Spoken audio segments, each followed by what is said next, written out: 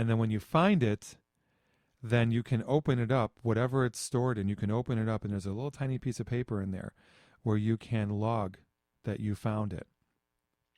And most people do this in groups, and their groups have a name. So you put the group name on there and the date that you found it.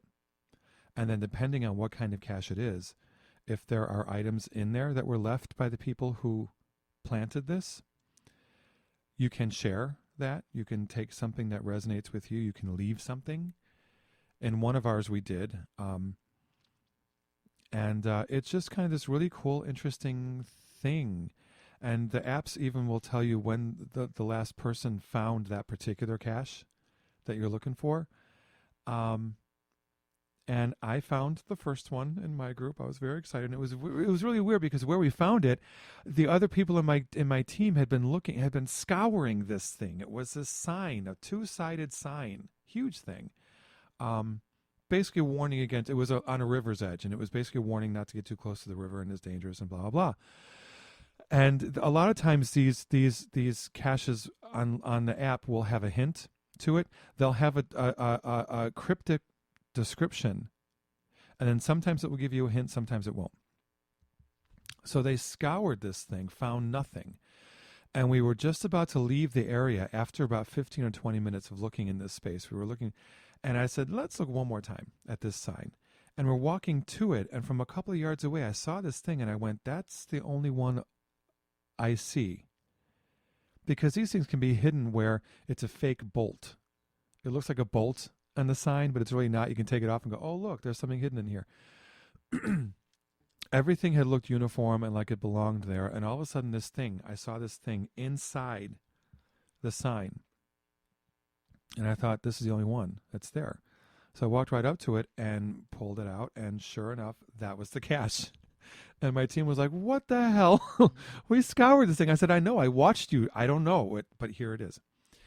So that was our version of Easter egg hunt, is that we did this geocaching thing. And we had the best time doing it, and a lot of us can't wait to do it again. I can't wait to do it again. And a lot of us really want to do this in areas where you have to go into the woods or the forest. Because these things are planted anywhere, in any environment, any what's the word I want? Any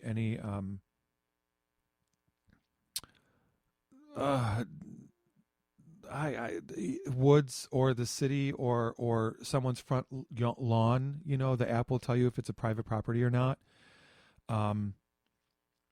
So in any particular geographic or geological environment, you'll find these things in.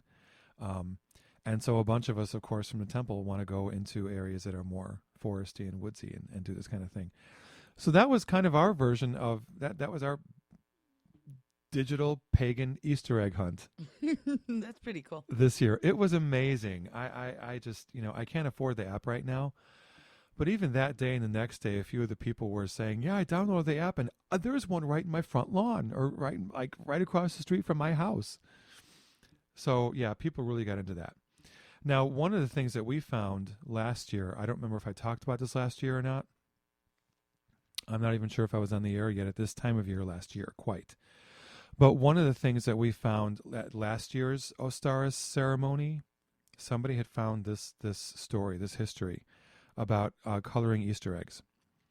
And it actually ends up that tradition started out by being a way to sort of out pagans in the community.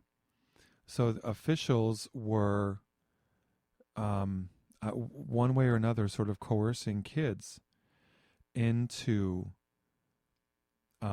placing colored eggs, because I think that pagan families had a tradition of coloring and decorating eggs, and so what the officials were doing was getting kids in the community to place a decorated colored egg on the property of a home or a family that they were basically accusing of being pagan. And then the officials would go in and basically either kick that family out or they would be executed or whatever the law was in that area against pagans. And the tricky thing about this, as we've seen in different ways throughout history, unfortunately, it didn't necessarily mean that that particular household was actually pagan. But if you had a beef against that family and wanted them out, you'd stick a colored egg in front of their house, and they're out of here, whether you are or not. You know, when we were discussing this again last week, we did some of us kind of equated it to the witch hunts, the witch trials in Salem and in the East Coast, where basically the things that they did to test you to see if you were a witch, you were not going to survive either way. So it's a death sentence either way. I'm not sure that this was necessarily a death sentence, but it got you ousted from the community one way or another.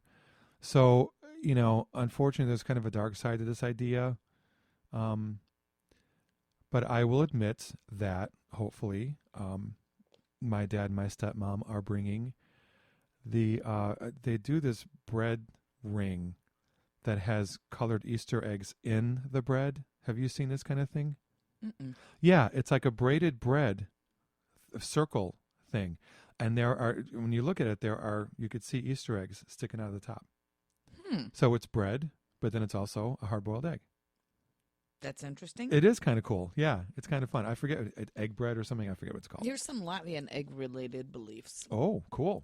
This is from the Bealtaine Wikipedia Bealtaine site. Bealtaine is the Latvian pagan equivalent, or Latvian equivalent. Although folk songs have no conclusive indication of egg painting tradition in ancient times, majority of them do mention golden, silver, and white eggs. So even though we think it's probably a more modern tradition, something was done way back when. Something started this idea then. Mm-hmm. Yeah.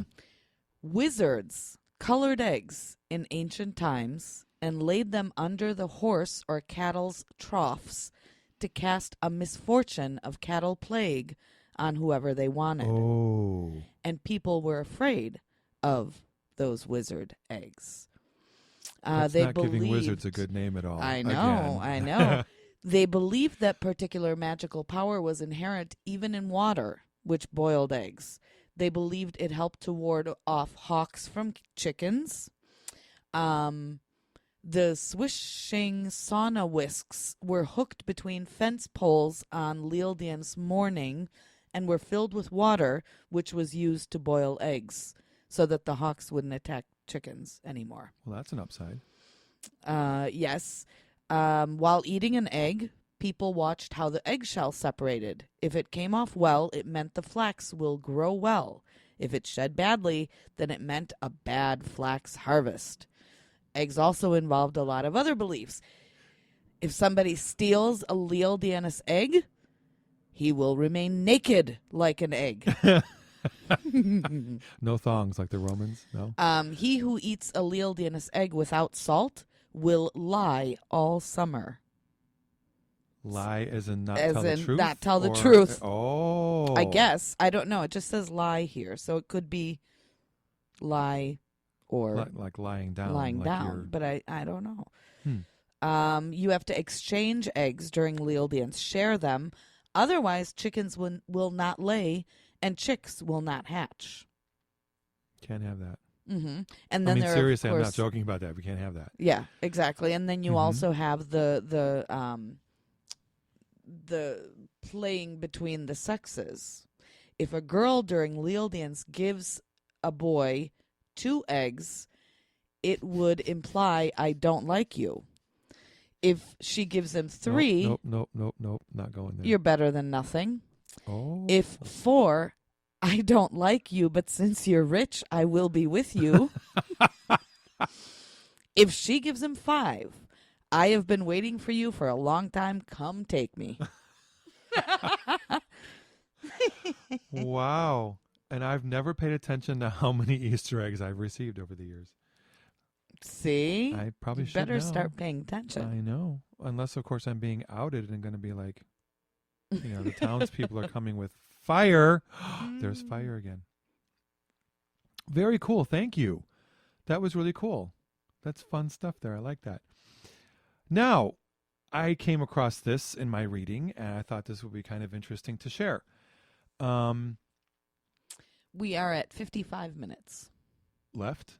No, in. So you've got about a half an hour left. Okay. Well, let's get yakking then, guys. Okay. I came across a list of some spring equinox deity. And I'll go over a couple of these that are kind of interesting. In Africa, in the Ghana area, her name is Ashanti. She's an earth goddess. Her husband is Nyame, and he is the sky god who brings the rain for the crops to grow. There are no structures erected for Ashanti because she is celebrated in the fields themselves and in the homes themselves, which I very much enjoy. I actually kind of like that. That's a pretty cool idea.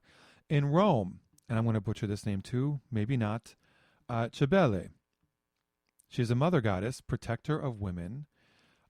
Early cults were fairly bloody about ceremony to her, including extreme ecstatic dance and castration. Ow.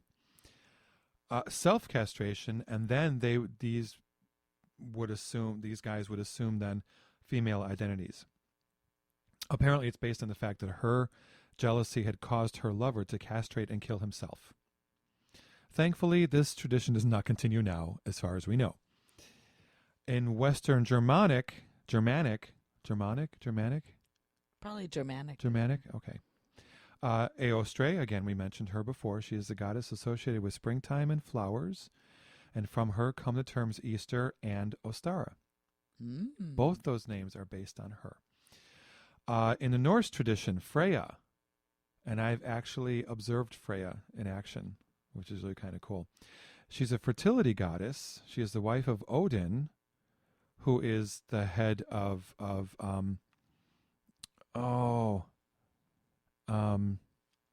yeah, I did write it down here, didn't I? Yeah. Odin is Thor's father. I can't think of where the Norse equivalent to Olympus is. I can't think of the name of that right now. It'll come to me, of course, after we're off the air. But she is called upon for help with marriage, childbirth, and infertility issues. I actually saw her the last time that my friends Janet and Gavin were here from Ireland at my temple, giving us a weekend intensive. We had a period of time one afternoon where some deity were coming through certain members of my temple. Freya herself came through Janet herself with a message for one of our temple leaders. And it was really powerful because I've never seen this particular leader get emotional before. And it was apparently the message which the rest of us, of course, would not understand. It was meant only for her. But apparently it was really potent for her, and it was a really amazing period that day. So it was really pretty cool. In Egypt, there is Osiris. He is the king of the gods, the lover, or some say the twin brother of Isis. And like Mithras of Rome, he is another deity who dies and is resurrected. He is ultimately, though, killed by his brother Set. And I didn't have a chance to go into what the difference was between the death he's resurrected from and the death by Set. Unfortunately, I don't have that, but check it out. Take a look. In the Hindu tradition, I hope I get this name right, Saraswati. She is a goddess of the arts, wisdom, and learning. And she has her own festival every spring in India called Saraswati Puja. Puja. Oh, if anyone's Hindu out there listening, I'm sorry. Feel free to jump in the chat room at some point and correct me on that one. So that was some cool stuff about Ostara. And again, we just celebrated last week, and that's going to be pretty cool. That was pretty cool. I'm already thinking ahead to the next one. The third springtime celebration in the Wheel of the Year is, most people recognize it as Bealtaine. I pronounce it Bealtaine because a friend of mine in Ireland pronounces it that way, and I just kind of like it. It's kind of cool. May 1st is when this is celebrated. Also commonly known as May Day. And one of the common celebrations is a Maypole, which we'll talk about in a second. So Bealtaine takes place between spring equinox and summer solstice.